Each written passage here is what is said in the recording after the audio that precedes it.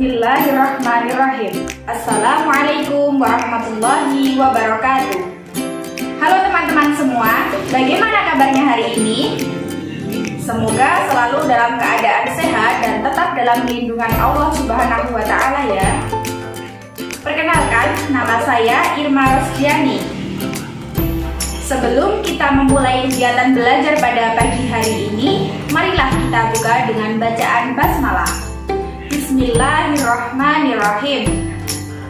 Semoga dengan bacaan basmalah tadi, kegiatan belajar kita hari ini dapat berjalan dengan lancar.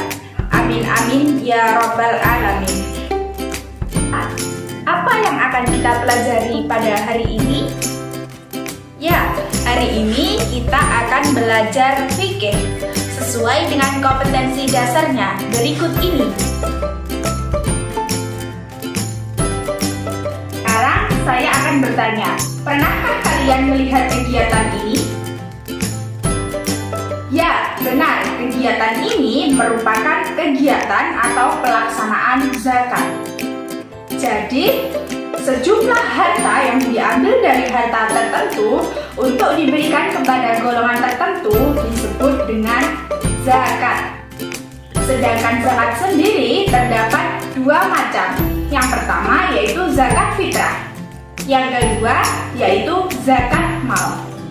Fitrah adalah sejumlah harta berupa makanan pokok yang wajib dikeluarkan oleh setiap muslim saat menjelang hari raya Idul Fitri dengan tujuan untuk membersihkan jiwa dengan syarat dan rukun tertentu. Sedangkan zakat mal adalah zakat yang harus dikeluarkan oleh seseorang ketika hartanya tersebut telah mencapai nisab dan telah mencapai 1 tahun. Melaksanakan zakat adalah wajib bagi setiap muslim yang telah memenuhi syarat-syarat tertentu. Sedangkan dalil yang menjelaskan tentang wajib zakat terdapat dalam surat At-Taubah ayat 103 yang berbunyi Bismillahirrahmanirrahim. Khudh min amwalihim shadaqatan tutahhiruhum wa tuzakkihim biha wa sholli 'alaihim. Inna sholataka sakanun lahum wallahu sami'un alim. Artinya, ambillah zakat dari sebagian harta mereka, karena dengan zakat tersebut engkau membersihkan dan mensucikan harta mereka. Yang berhak menerima zakat, baik zakat fitrah maupun zakat mal, disebut dengan mustahik zakat. Mustahik zakat sendiri terdapat 8 golongan. Yang pertama yaitu fakir. Fakir adalah orang yang tidak memiliki pekerjaan dan tidak memiliki harta sehingga mereka tidak mampu memenuhi kebutuhannya. Yang kedua yaitu miskin, yaitu orang yang tidak mampu memenuhi seluruh kebutuhan hidupnya meskipun mereka memiliki pekerjaan. Yang ketiga yaitu amil, yaitu orang yang mengurusi atau mengumpulkan zakat. Keempat yaitu gharim. Gharim yaitu orang yang mempunyai banyak hutang dan mereka tidak mampu melunasi karena tidak memiliki harta. Yang kelima yaitu mu'alaf, yaitu orang yang baru masuk Islam. Yang keenam yaitu riqab. Riqab adalah budak yang diberi kebebasan untuk memerdekakan dirinya sendiri. Yang ketujuh yaitu sabilillah, yaitu seseorang yang berjuang di jalan Allah untuk menegakkan agama Islam. Dan yang terakhir yaitu ibnu sabil. Mereka adalah musafir atau orang yang dalam perjalanan jauh yang mana tidak bertujuan untuk maksiat. Sedangkan orang yang tidak berhak menerima zakat adalah yang pertama yaitu orang kaya. Orang kaya termasuk orang yang berkewajiban membayar zakat atau disebut sebagai muzaki. Jadi, orang kaya itu tidak boleh menerima zakat dari siapapun. Yang kedua yaitu keturunan Rasulullah, yaitu dari keturunan Bani Hashim dan Bani Abdul Muthalib. Yang ketiga yaitu orang non-muslim. Orang non-muslim itu tidak berhak menerima karena zakat sendiri merupakan suatu ibadah yang ada pada agama Islam saja. Yang keempat yaitu setiap orang yang wajib dinafkahi oleh seorang muzaki seperti istri, anak, dan seterusnya atau ke bawah, atau orang tua dan seterusnya ke atas. Dan yang terakhir yaitu budak.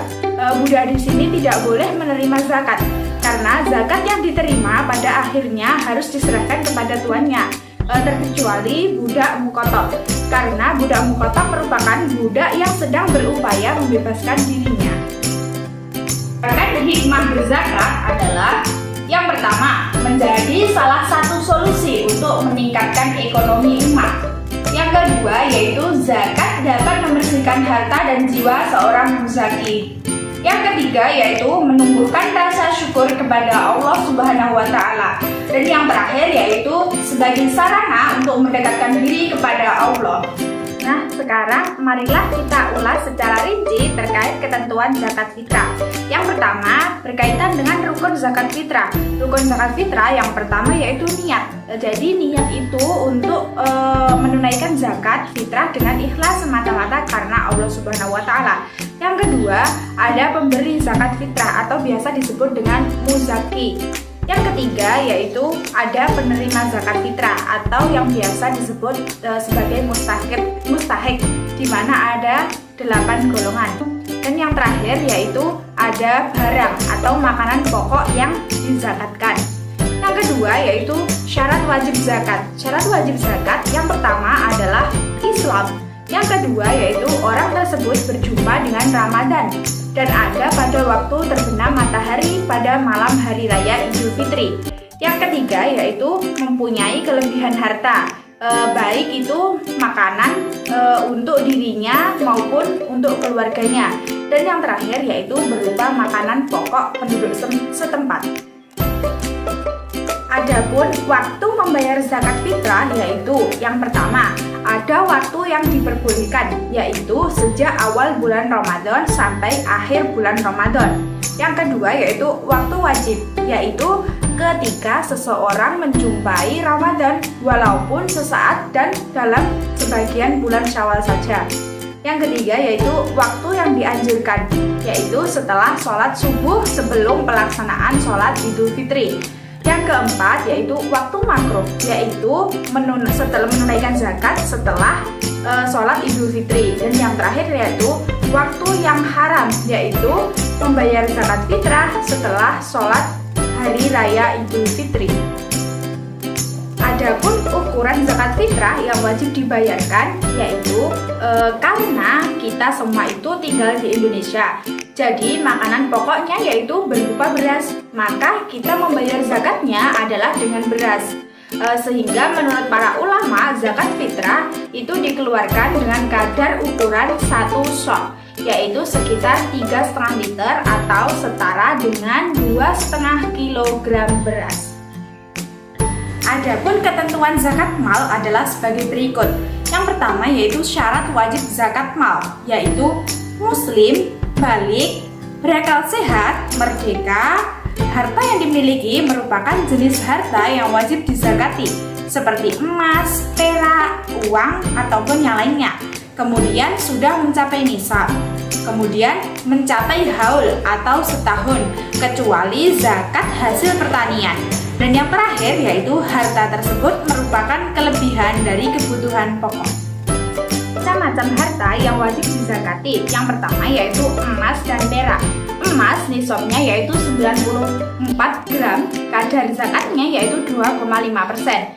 Perak nisabnya yaitu 624 gram, kadar zakatnya 2,5%. Yang kedua yaitu harta perdagangan atau biasa disebut dengan tijarah. Yang pertama yaitu perdagangan baik ekspor maupun impor.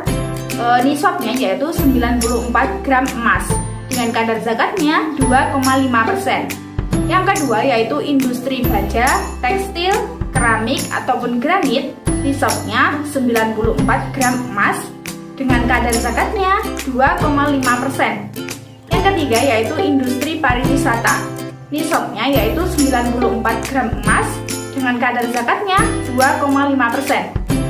Yang keempat yaitu real estate, yaitu nisabnya 94 gram emas dengan kadar zakatnya 2,5%. Kemudian industri pariwisata, nisabnya yaitu 94 gram emas dengan kadar zakatnya 2,5%. Kemudian jasa, baik notaris, travel, dan sebagainya, nisabnya yaitu 94 gram emas dengan kadar zakatnya 2,5, dan pertanian, perkebunan, dan perikanan, nisabnya yaitu 94 gram emas dengan kadar zakatnya 2,5%. Dan yang terakhir yaitu pendapatan atau gaji, nisabnya yaitu 94 gram emas dengan kadar zakatnya 2,5%. Ketiga yaitu hasil tanaman, baik buah-buahan atau biji-bijian. Yang pertama padi, nisabnya yaitu 750 kg beras, kadar zakatnya 10 atau 5%. Yang kedua yaitu biji-bijian, nisabnya 750 kg beras dengan kadar zakatnya 10 atau 5%. Yang ketiga yaitu kacang-kacangan, nisabnya yaitu 750 kg dengan kadar zakatnya 10 atau 5%. Yang keempat yaitu umbi-umbian, nisabnya 750 kg dengan kadar zakatnya 10 atau 5%. Yang kelima yaitu buah-buahan, nisabnya 750 kg beras dengan kadar zakatnya 10 atau 5%. Yang keenam yaitu sayur-sayuran, nisabnya yaitu setara dengan 750 kg beras dengan kadar nisabnya 10 atau 5%. Dan yang terakhir yaitu rumput-rumputan, nisabnya yaitu setara 750 kg beras dengan kadar zakatnya 10 atau 5%. Yang keempat yaitu binatang ternak, baik unta, kambing, ataupun sapi atau kerbau, memiliki nisab sendiri-sendiri. Untuk lebih jelasnya silahkan baca buku paketnya melalui link berikut ini. Yang kelima yaitu barang tambang, yaitu meliputi mutiara, emas, perak, timah, tembaga, atau lainnya. Nisabnya adalah 2,5%-nya. Dan yang terakhir yaitu barang temuan atau barang terpendam atau harta terpendam, baik itu barang tinggalan atau biasa disebut dengan harta karun, atau harta yang ditemukan dan tidak ada yang mengakui sebagai pemiliknya, maka nisabnya adalah 2,5%-nya. Dari penjelasan tadi dapat diambil kesimpulan bahwa berzakat merupakan suatu kewajiban bagi umat Islam, yang mana harta tersebut wajib diberikan kepada golongan-golongan yang berhak menerimanya, yang terdapat 8 golongan. Karena tujuan dari zakat sendiri yakni mensucikan jiwa dan harta benda yang kita miliki. Bagaimana teman-teman, sudah paham kan? Baiklah, marilah kita tutup kegiatan pembelajaran kita hari ini dengan bacaan hamdalah. Alhamdulillahirabbil alamin. Untuk menguji pemahaman kalian, silakan kerjakan tugas berikut ini. Coba praktikan kegiatan berzakat dengan teman kelasmu. Kemudian analisislah hikmah dari pelaksanaan zakat tersebut. Cukup sekian pembahasan hari ini. Semoga bermanfaat. Akhiran, assalamualaikum warahmatullahi wabarakatuh.